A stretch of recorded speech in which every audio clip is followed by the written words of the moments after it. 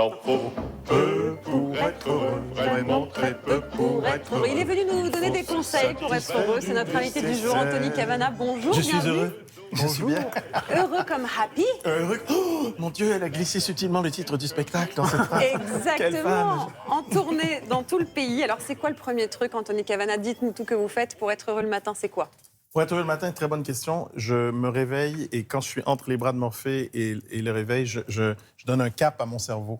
Alors, je dis deux choses que j'ai aimé faire récemment, dans la semaine, ou deux choses pour lesquelles je suis fier. N'importe quoi, un petit Tous les truc, matins, un vous gros faites ça? truc. Oui, en me réveillant. Ça vous prend une demi-heure pour vous faire? Non, deux trucs qui m'ont fait rire et deux personnes que j'aime et qui m'aiment. Je commence ma journée avec ça. Tout de suite, cac, positif. Ok, pas mal. Ça. Bon Vous le faites conseil. vraiment tous les jours? Oui. Ah ouais. Bon, alors vous êtes arrivé en France il y a quelques jours et vous, le Canadien, vous n'avez pas été déçu. Regardez. Yes, salut tout le monde, j'arrive à Paris et qu'est-ce que je vois? 1 centimètre de neige. Mon Dieu, c'est la fin du monde. C'est la fin du monde. Nous allons tous mourir. Ça me fait rire, les gens qui paniquent. 1 centimètre de neige. Nous, au Québec, 1 centimètre de neige, on est au mois de juillet. Vous vous rendez pas compte que c'est pour nous 1 centimètre oui. de neige, c'est pas rien. Mais Bon, ça me faisait tellement rire, même le chauffeur de taxi. Je ne sais plus conduire. Qu'est-ce qui se passe? Mais c'est extraordinaire ce qui se passe parce que ce week-end, j'étais dans le nord de la France. Il faisait -8. Et là, il fait 14. ouais. Ça, c'est à cause de Valérie Maurice, ça. Nous, on n'y est pour rien. Vous êtes au soleil, Valérie. Ah, merci. L'astre. Est-ce qu'on est bons clients? Est-ce qu'on est une bonne source d'inspiration, nous les Français, à paniquer quand il y a 1 centimètre de neige, à grogner un peu? Ah oui. La France, c'est plein de... Il y a plein de contrastes, il y a plein de personnages plus grands que nature, comme c'est un pays latin, donc on parle avec les mains, on parle fort, on râle beaucoup. Ça, c'est vrai. Alors moi, ce qui m'a marqué dans votre spectacle, c'est que vous répétez plusieurs fois le fait que le second degré n'est pas accessible à tous. Vous dites même à un moment donné, je prends l'escalier, les gens prennent l'escalier pour comprendre le second degré. Vous trouvez qu'on en manque, nous les Français, de second degré? C'est pas que les Français. En ce moment, je pense que c'est mondial, le second degré. On est en train de le perdre. Donc c'est bien de rappeler aux gens, hey, vous avez payé pour rire. Le rire, c'est le second degré, les gars. Parce qu'on prend de plus en plus les choses au premier degré. Je dis aux gens, je vois des gens dans la salle, ils sont là, ils sont encore, c'est tendu, c'est serré derrière. Il y a des contractions du sphincter, venez, allez, on s'amuse. Mais votre signe particulier dans ce spectacle, c'est que vous n'êtes pas du tout politiquement correct. Alors, dans cette époque un peu susceptible, vous vous retenez un peu quand même? Vous faites attention à ce qu'on peut dire et Oui. aux polémiques qui peuvent naître d'eux ou pas? Malheureusement, Parce que oui. vous y allez franco. Hein. Malheureusement, oui. J'essaie de rester un peu piquant, mais tout vient d'un bon fond. Il n'y a jamais de vraie méchanceté. Ouais. Mais il faut bousculer un peu les gens. Les gens viennent pour ça. Il y a des blagues que vous faites pas en France, mais que vous pouvez faire en Suisse ou au Québec? Mais l'humour, c'est culturel. Donc, c'est pas universel, c'est culturel. Donc, selon les cultures, il y a des trucs qui passent, il y a des trucs qui passent moins. Là, au Québec, on est un peu plus sensible en ce moment. C'est l'influence woke américaine. On est un petit peu plus sensible, mais malheureusement. On va regarder quand même ce que ça donne Happy à la française. On Oui. regarde la bande-annonce, on en parle juste après. Alors j'ai décidé d'étudier ce que les gens heureux faisaient pour être happy. Ma femme m'a dit, si on se sépare, je demande la garde exclusive des enfants. Je dis, tu fais vraiment tout pour que je te quitte. Il fallait que mon fils essaye les dernières montagnes russes au parc d'attractions. Dès qu'on s'est assis, calme-toi papa, on n'est pas encore parti. Oh là là. Ma femme me dit tout le temps, oh mon Dieu, avec toi j'ai l'impression d'être à Disneyland. Parce que tu t'amuses beaucoup. Non, parce qu'il y a beaucoup d'attentes pour 1 minute de plaisir.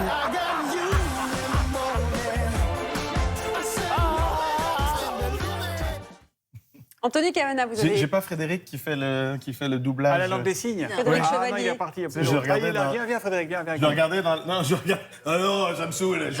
C'est ma pause, là. La pause, le relou. Je voyais à la Allez, fin... bien, Frédéric, je voyais... Non, je veux pas l'embêter. Je le voyais à la fin. Je voyais qu'il avait hâte que ça se termine. Il était comme ça. Oh, il faisait les signes. Ben oui. J'entendais la fille de la météo qui était là. Ouais, c'est super, il va faire chaud. Puis il était là, ta gueule. C'est pas vrai. J'avais l'impression C'est pas qu'il vrai. inventait... Lire les signes. J'avais l'impression qu'il inventait des signes à la fin. Oh, putain, il y a ma pause, café, s'il te plaît. genre. Frédéric Chevalier fait très bien son travail. Oui, il est formidable, Anthony, est-ce que l'objet vous du avez... prochain sketch, visiblement. Oui, oui. Vous avez toujours peur, après 20 ans d'expérience, de ne pas faire rire? Est-ce que ça fait flipper, ça, quand on est humoriste? Très bonne question. À chaque nouveau spectacle, il faut se réinventer. Donc, on n'a pas cet avantage qu'ont les chanteurs. Un chanteur, il a 10 albums dans sa carrière. Les 3 premiers ont cartonné, exemple. Il peut continuer à gagner sa vie avec son best-of. Tandis qu'un humoriste, on ne peut pas faire ça. Donc, à chaque spectacle, il faut... OK, comment je vais approcher les gens? Il ne faut pas faire... Ma formule, c'est je donne 50% de ce à quoi les gens s'attendent. Et l'autre 50%, moi, en tant qu'artiste, je le prends par la main et je dis, allez, allons voir ailleurs. Comme ça, c'est pas, putain, il a tout changé, je le reconnais plus. Après, OK, tu me reconnais, maintenant, viens avec moi. Et sur qui vous voulez tester vos blagues? C'est qui vos cobayes, en fait? Très bonne question aussi. Je teste sur tout le monde, en fait. Sur des amis, sur ma femme, dans le taxi. J'essaie d'intégrer les vannes dans des conversations pour voir si ça marche. J'ai coécrit le spectacle avec mon pote Sacha Judasco, entre nous, puis je vois si ça fait rire Sacha. Et lui, il sort un truc, si ça me fait rire, je dis OK, on prend. Mais on peut se tromper, c'est ça qui est formidable, même après 34 ans de carrière. Oui, 34 ans de carrière. Ah ouais. Oui, j'ai commencé à 2 ans. Alors, j'ai commencé à 2 ans. Et il y a des vannes qu'on écrit, on est persuadé que ça va marcher. C'est hyper drôle, on rigole pendant une demi-heure, on arrive sur scène. Rien. Puis il y a d'autres trucs qui font rire les gens. Donc. Olivia? Oui, moi je me demandais, vous êtes d'origine haïtienne, Oui. vous êtes québécois, Oui. Vous habitez en France, en Suisse, vous êtes d'ailleurs le portrait de mon écrivain préféré, Dany Laferrière. Vous vous sentez de quelle nationalité aujourd'hui? Je suis une femme vietnamienne. Je Ça, vous l'avez l'identifie, testé, ça en tout cas, marche je sur nous. l'identifie comme une femme Ouais. vietnamienne. Bon, vous Vous êtes en- aussi... À tout le monde, en fait. Oui. Vous pratiquez aussi le beatbox. Alors ça, je suis Euh, fan. oui, mais moins maintenant. Moi, Le beatbox, pour expliquer, c'est... c'est ça va- faire des rythmiques, des beats Ah oui. avec sa bouche ou des sortes de bruitages. Genre, oui, voilà, exactement. C'est très mal fait, Benoît. Regardez. Oui, bah oui. Non, c'est pas mal. C'est très bien Bah fait. oui. Il est- Vous voulez pas nous donner un petit cours de beatbox? Mais c'est que je vais en parler en coulisses, c'est que j'ai fait ça pendant 20 ans, puis après j'ai arrêté.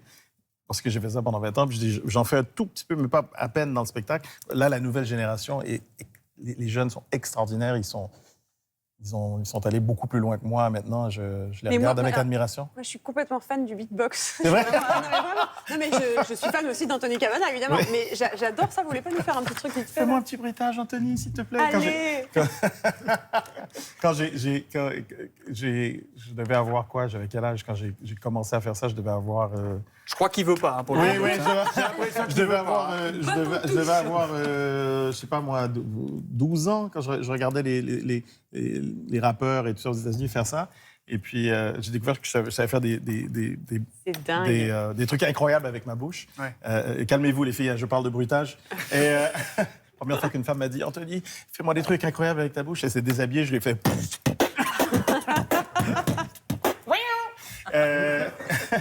Elle s'est réveillée, elle avait plein de bleus sur le lendemain. Mais bon. Bon, Anthony, c'est vrai qu'il n'est jamais très loin du dérapage. On va aller faire un petit tour des années 80 avec Benoît Laganne, autre beatboxer de ce plateau. C'est notre monsieur talent, Série. de talent. Et il est venu pour vous parler d'une de vos idoles. Oui, dans les années 80, C'est toi, mon idole.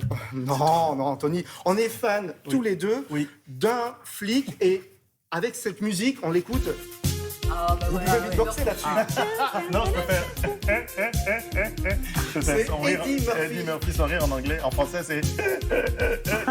Alors, Bordel de merde, salut mec! Il parlait Comme ça, bordel! Hey, oui, parce Philippe, que- mec! Philippe! Qu'est-ce qui se passe, Philippe? Je pourrais le doubler. Je rêverais de doubler Eddie Murphy. On alors vous l'a jamais j'avais fait... proposé.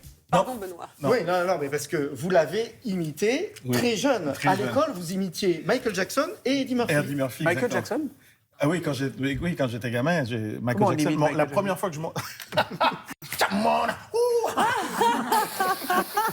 Come on!